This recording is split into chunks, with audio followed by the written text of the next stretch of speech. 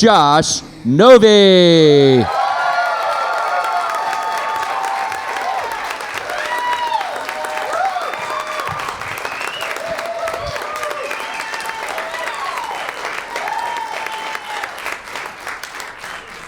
Gonna move that so you can see me better. Get that out of the way. My name's Josh. Something about myself. I'm a veteran of Operation Iraqi Freedom. That's true. It's a true fact. Thank you. It's tough being a fat veteran because no one believes you. Like I was talking about having PTSD the other day, and someone was like, "Oh, what'd you get PTSD for? Did you run out of Little Debbie's?" And I was like, "No, I'd never run out of Little Debbie's." It's tough. I am. It's my own fault, though. I go to my doctor. My doctor's Ukrainian. It's tough getting sympathy from a Ukrainian doctor, guys. It's because I'm always like, my back hurts. And he's like, my family's dead. You know, it's just not, it's not the same.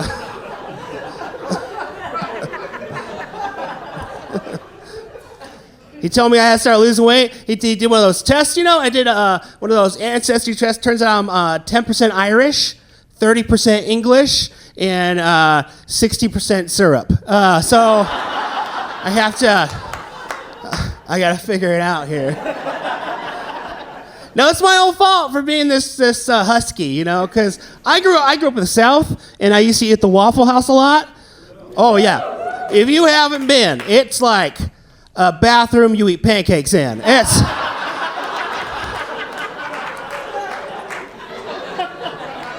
real good. I did. I'm down. I've been losing weight, though. I'm down 35 pounds since November. Thank you. Everybody clapped, even though I'm still really fat. It's fine. I didn't deserve it. Thank you. Now, I knew it was time to start losing weight when my body started telling me. Like, as soon as I turned 30, my body gave out. Anybody else happen to you? I don't think that I'm fat, right, until I'm laying down sideways. It happened. And it's like gravity takes over. It's like I'm a melting marshmallow over an open fire. And times it's like that. But it works out, though, because when I'm hitting on girls, I'm like, hey, you want some more? And they don't. So I gotta do that. I gotta work it. And then I started doing it when people started telling me. I was at a restaurant, brand new restaurant, going there. Waitress looks at me and says, "You're back already?" Never been here before. Rude. And, I was like, "No, I've never been here." She goes, "Well, if you weren't in here, your twin was in here about half an hour ago." And so me being a comedian, I was like, "Oh, if you see him, you should kill him because he's the evil one." She walked away. She goes, "I'm going to do that." And then I realized I had just ordered my own hit. Waitress that hates Chris Christie, guys. Oh, what's he going to do? Stop me from going on a bridge?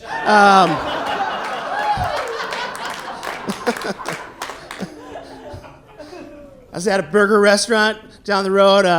Waiter comes by. He's like, "Hey, how was your meal?" The meal was not great. Told him. I was like, "Yeah, it's kind of not good." Looks at me in my eyes and goes, "You'll be back."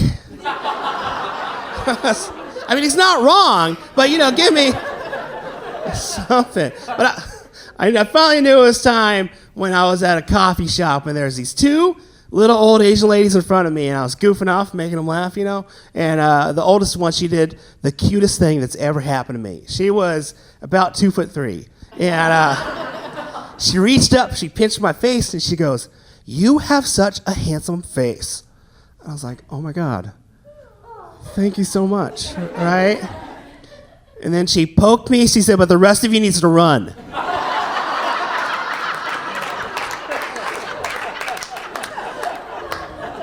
Touche, Wong Fu, touche. So I've been working out recently. I've been doing 2 days. I have an Anytime Fitness membership because I'm always on the road. And then I have a CrossFit membership for when I want to injure myself. And those two things. CrossFit is where rich people throw farm equipment.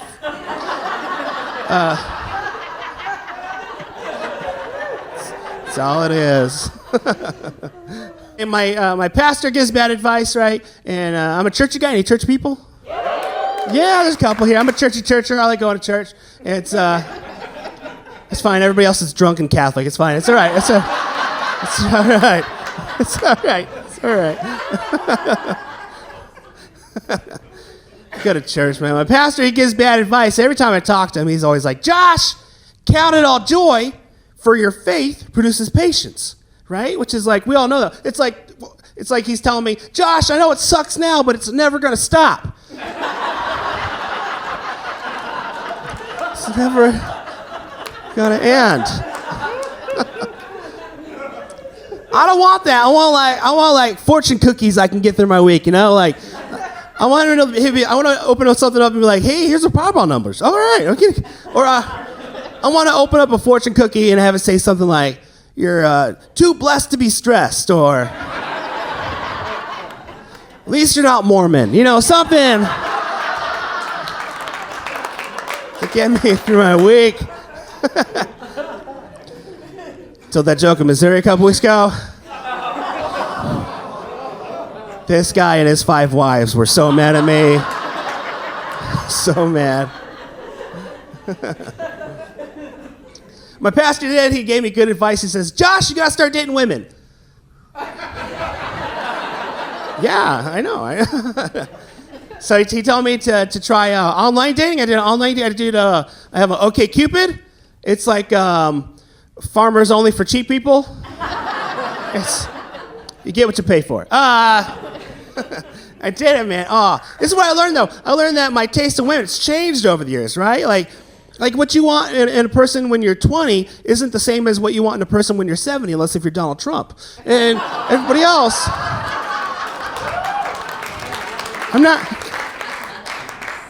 I'm just saying I can't afford it. I'm just saying I can't afford that. I know it's true, though. If somebody asked me in my 20s, Josh, what kind of woman are you looking for? I would have said, yes.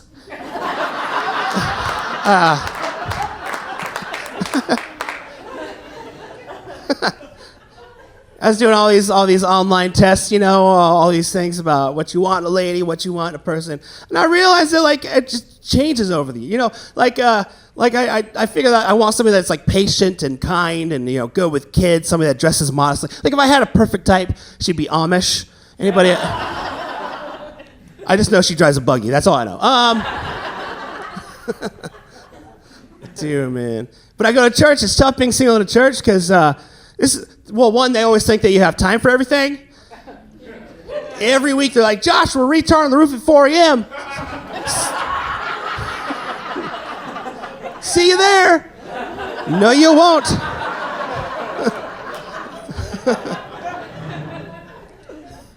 It's the worst part. The worst part for me is that they always think you're married to whoever you're sitting next to. That happens to me all the time. Every time. They're like, Josh, is that your wife? No, this is Katie. She's in my Bible study. Josh, is that your wife? Sally, she's in my Bible study. Josh, is that your wife? That's my grandma.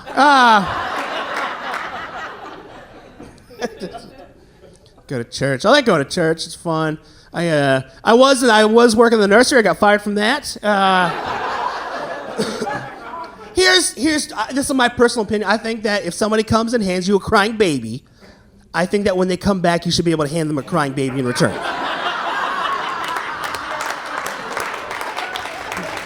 Right? It should be a 1-for-1 exchange, right? May not be your baby. Come back next week. We'll find out. So I've been teaching first and second grade. I love the first and second graders, man. Sometimes I feel like they're getting me back for all the stuff I did when I was their age. Oh, boy. Oh, man. Recently, my pastor comes up to me and goes, Josh, can you teach Sunday school this morning? And I was like, yeah, of course I can. And then he goes, we have 30 kids and they'll helpers. And I was like, okay, I did it. We went in there. We had a good time. We got through it, right? And at the end of the thing, I ran out of time to talk, you know, about stuff. And I was like, thinking about stuff to talk to the kids about. So what we all do, which is you recap the lesson with the kids to waste time till the parents get there. Dude, man, but so that day we're talking about prosecution, persecution, what Jesus did on the cross for us, and all this other stuff, right? And I asked the kids, like, what does punishment mean to you guys? And most of my kids, they're like, oh, it's when you get your Xbox taken away or when you get grounded or whatever. And I have this one girl in my class who is my favorite kid. She is hyperactive, ADHD.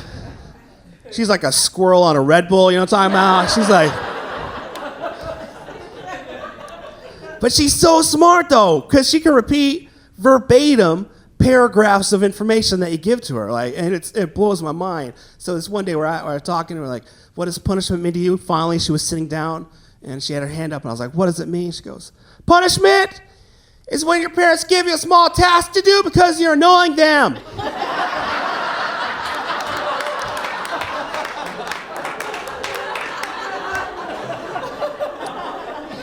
Yeah. 100% right there.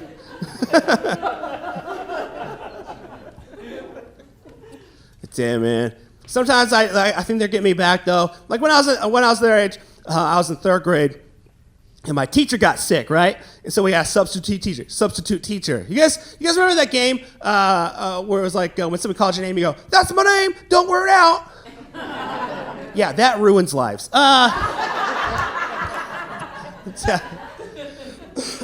When she got sick, substitute teacher came in, coolest kid in my whole class, right? His name was Zach, first on the roll call. She calls his name and goes, "That's my name, don't wear it out." And then we all laughed, we're all like, "Oh, that's so funny." Because we were 8, and she's like, whatever. So what happened is that the next 10 kids all did the same thing. They're like, "That's my name, don't wear it, that's my name, that's my name, that's my name." And eventually she did what we would all do, which is like, "Hey guys, it was funny that one time, but knock it off, why don't you?" And all the kids would go, like, "Yeah, okay, all right," except for me, because as soon as he got that reaction, I was like, this is my chance. This is my moment.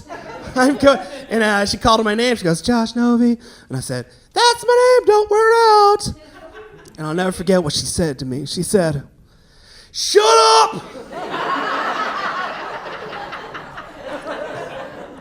And then she grabbed her bags and ran out the room, and I never saw her again. we just sat there for a few minutes because no woman had ever run on us yet, and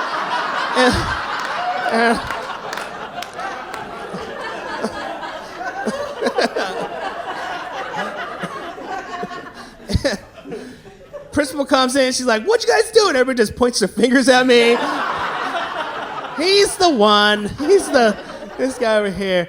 But it worked out because I ended up being the coolest kid in my whole school. Because who loves kids that make teachers quit? Kids. I was like king of the playground, and then Zach brought a Playboy, and it was over for me. But I had like a solid week. I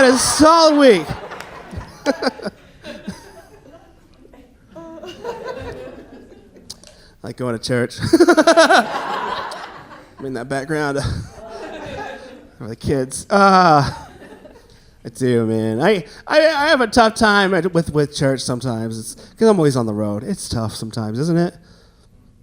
Every church though they have pallets now. I don't understand. Why do we need lasers? Why do we need lasers? Okay, that's it. That's all I had. I do, man. My pastor gave me good advice though recently. He says, "Josh, you're going to meet the woman of your dreams where you spend most of your time." And I was like, "I don't see a whole lot of single women at the drive-thru McDonald's, smart guy."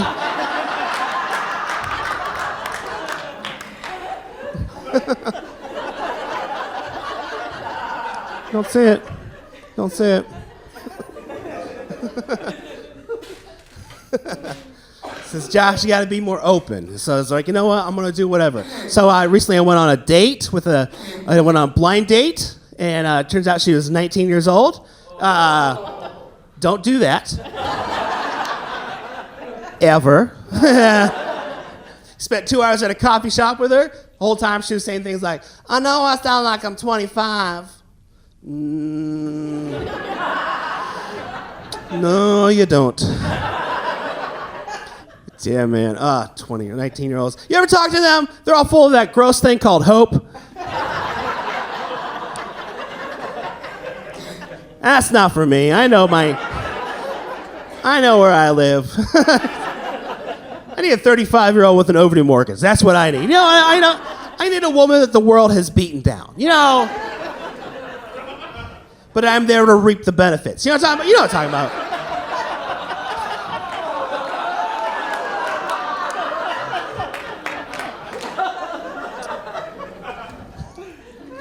The first and last special of Josh Novy.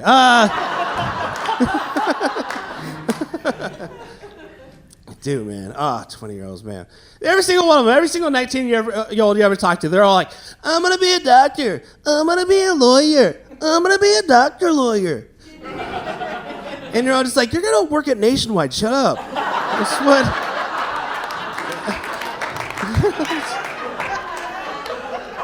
Yeah.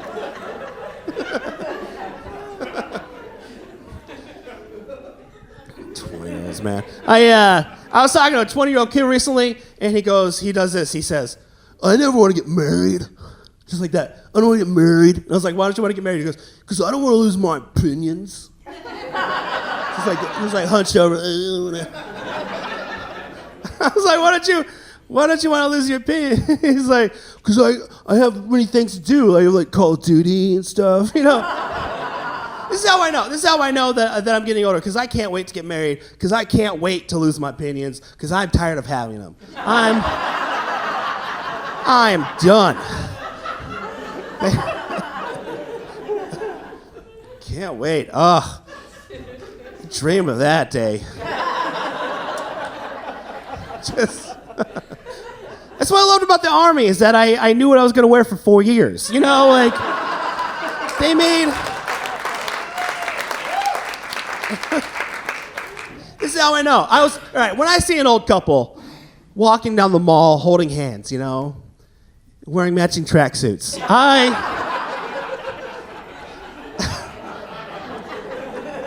I think to myself, that man has won the game.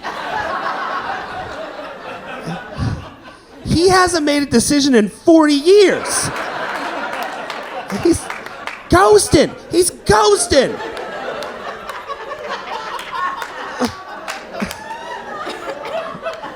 Oh, man.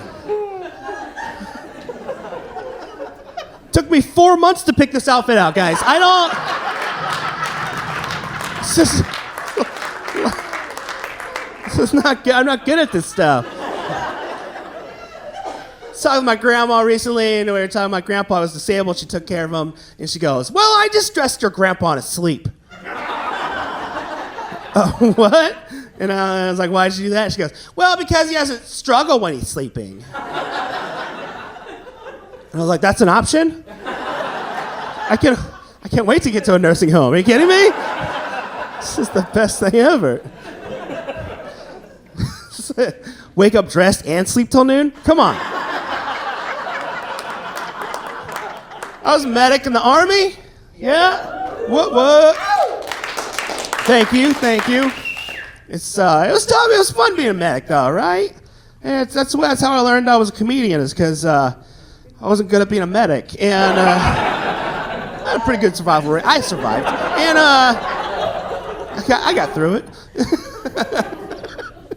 I remember one time, everybody always wants to know. They want to know, like, Josh, tell me some more stories. And they're like, but medics, because of my friend Kim, she was at war with me in Iraq. Please give her a big round of applause.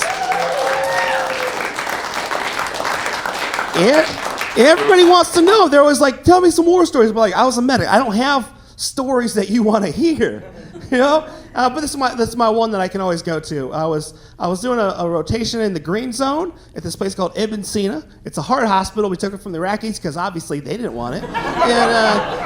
And so we go there. I was doing a rotation there. And if you ever heard of the term Baghdadi R, that's what it was. And what you had to do was we get patients in on the helipad, and then they would have to come on this little road, and you had to go pick them up from the helipad to take them to the ER. And this one day it happened to be me and my buddy's turn. They're like, Josh Novy, we got go get them, man. And I was like, all right. So we go out there. We had to take a gator to get out there. It's like a lawnmower with a pickup bed in the back.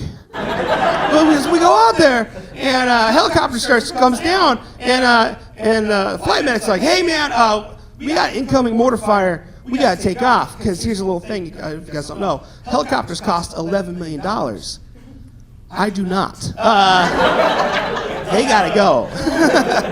And so this guy, he drops this patient on us, like we grab him, we take him back to the Gator, and I was a secondary medic, so we're driving back to the ER, and he's driving. I'm holding on to this strap with one hand, and I remember I'm doing chest compressions with the other, and I'm like covered in blood, I'm covered in sweat, and I remember like we're getting pelted with debris, and it's just like dirty and dusty and sandy, and I remember like thinking to myself, like not about like getting this guy to safety or saving this guy's life, I was just thinking to myself, like, this is the most heroic I've ever looked in my entire life.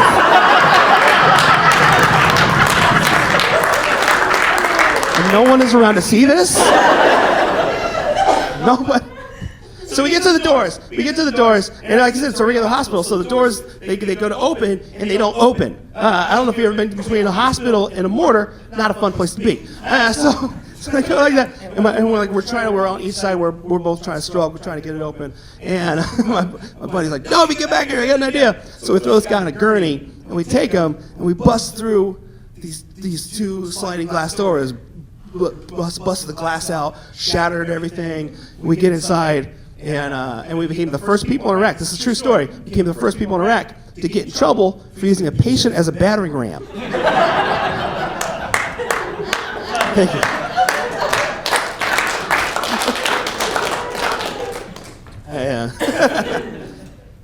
Everybody always wants to argue about stuff too. I was talking with this lady recently, and she's all arguing about war. It's like, war is such a bad place. Blah blah blah blah blah. And she's like, nothing good comes from war. No. Good things come from war. Like, good things happen because of war. Like, for instance, since the start of the Iraq War, our U.S. Paralympic team has been crushing it.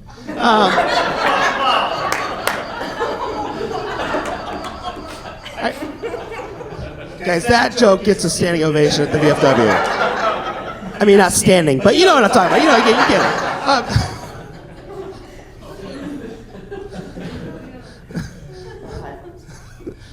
Dude, man. Everyone wants to know about like being in the war, being a veteran, all that stuff, going to war. And they always want to know about like the good days and bad days, and like what was being a medic like? Like, well, no, we have good days and bad days. We have anniversaries of stuff that happen, and things that we have to get around and do with our lives. But for me personally, as a medic, my worst day of the year is Memorial Day. I hate Memorial Day because I feel like America is just telling me how bad of a job I did. Like, all right. Nobody else has. Teachers don't have a national holiday to commemorate all the kids that dropped out of high school. Okay, I'm just saying. But like medics, they're like, hey, they're like Memorial Day for us. It's like, hey, Josh, you remember all those people you couldn't save? Yeah, well, we do. Now everybody gets 10% off their mattresses. Great job. Good job.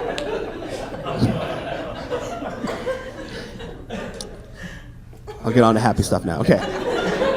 Relationships are tough, aren't they? I'm not good at them. I'm not good talking to people. Like I was just people in general. I was doing a church show recently, and when I was saying goodbye to everybody, I was like, "All right, guys, I'll see you in heaven."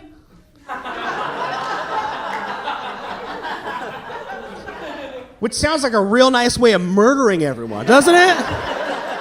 Just get to Kool-Aid, see you there.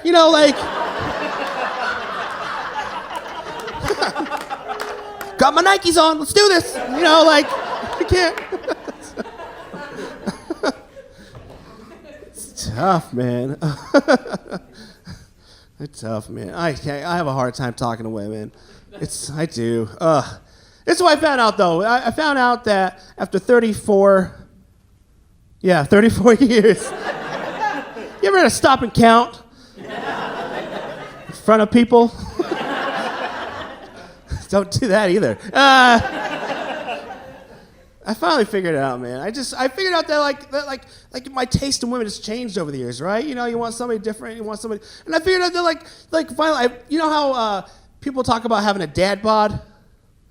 I am all about the mom bod. Okay, I'm serious. Give me like a thick woman any day of the year. Like that's like it's a personality thing. You ever talk to a skinny girl? You ever been like, what you want for lunch? And she's like, oh, I'm so hungry. I could have a communion wafer or something.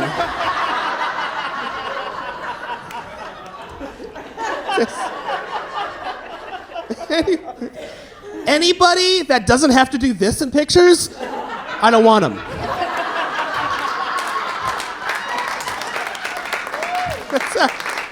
I can always tell the girls I like depending on the angle of the picture. Yes. Yep. Can't do it. Found a girl though. Oh, I think I found her. I was at McDonald's.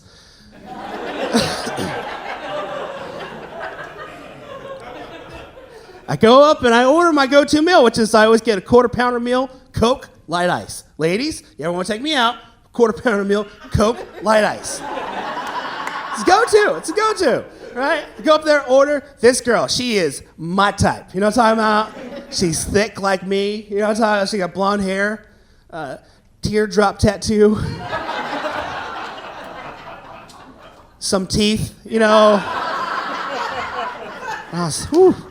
Be still my heart, you know? Go up there, order. She hands me my bag of food. Everything's good, right? Then she hands me my soda, and it was like all the way full of ice and like this much Coke in the bottom. And I was like, ma'am, I'm so sorry. I don't want to make this weird, but can you fix this? I'll never forget what she said. Man, she takes a cup, and she goes, hey, do we have any light ice? All we have is regular back here.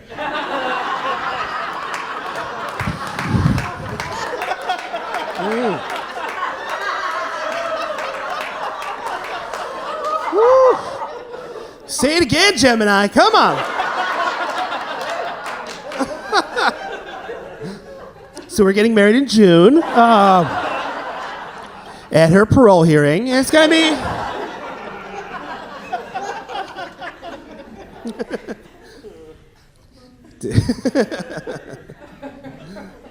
I have a hard time, man. I do like thick women, though. I like thick women. I like a woman that has passion, you know? I want to be like, what you want for lunch? I want to be like, pizza. Do something about it.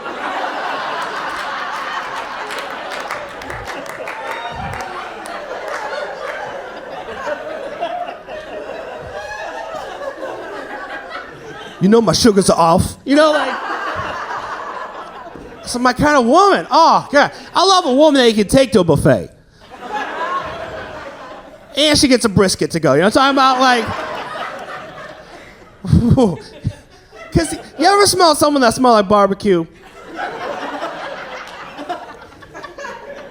And you're not sure if you're attracted or disgusted by them? That's where I live. That's my wheelhouse. That's where I live. Oh. You throw a thick lady with a southern accent in there? Golly. Give me a young Paula Deen without the N-word any day. You know what I'm talking about? Oh. Just I do, man. Oh, God. You give me... Oh. You ever had thick lady green beans? That's where there's more bacon than green beans.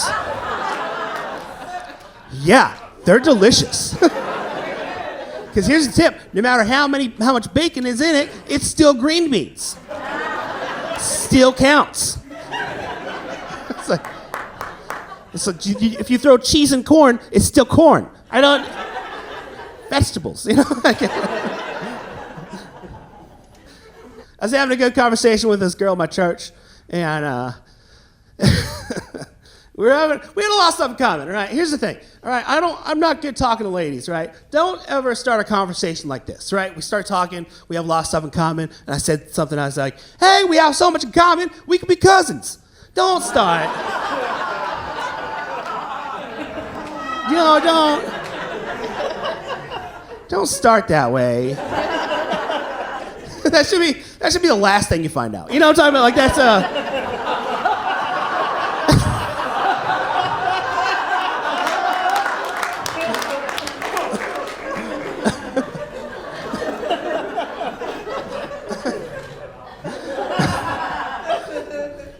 Dude, man. Well, we had a lot of stuff. We're talking. We had a lot of stuff. And she goes, "What do you do?" And I was like, "Well, I'm a stand-up comic. Sometimes people laugh." And so I was like, "What do you do?" She goes, "I'm a square dancer." I was like, "Oh, we both make bad decisions. Okay, all right. This might work out." And then so we're sitting there talking, and this old lady at my church, she comes in and she butts right in the conversation, and she just goes, "What's your favorite Bible verses?" Just like that. And you gotta tell her because she has no time left. And, you know, she's going to heaven. It's okay.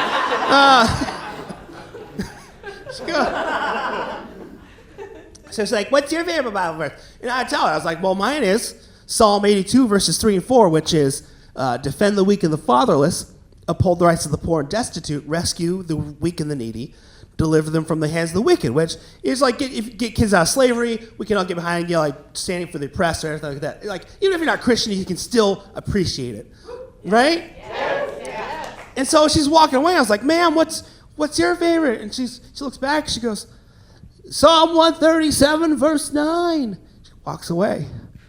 I was like, "I never heard of that," so I looked it up, and Psalm 137, verse 9 says, "Blessed is he who takes your children and bashes them against the rock." And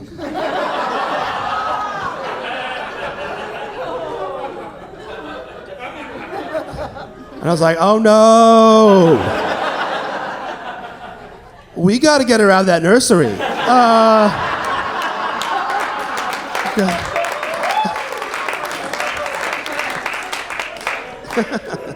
Because, it's like fool me once, shame on you. Fool me twice, shame on me. But fool me 3 times, we're running out of children. So, dude, man. So it didn't work out between me and that girl, right? So this is my problem, though, is that I have that thing that happens to me when I talk to pretty girls. Like by the time whatever's in my brain, by the time it hits my mouth, it's like a big scramble. Like I think I'm gonna say something sweet and kind, like, "Hey, did you get that face at McDonald's? Because I'm loving it." All right?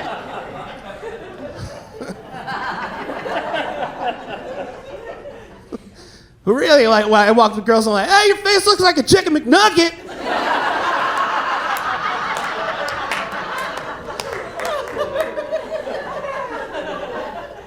"Got honey mustard in my truck."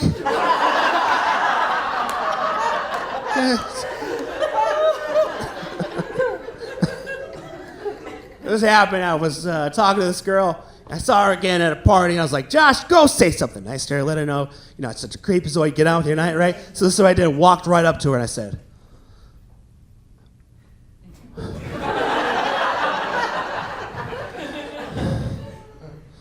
"Hope you have a safe walk home."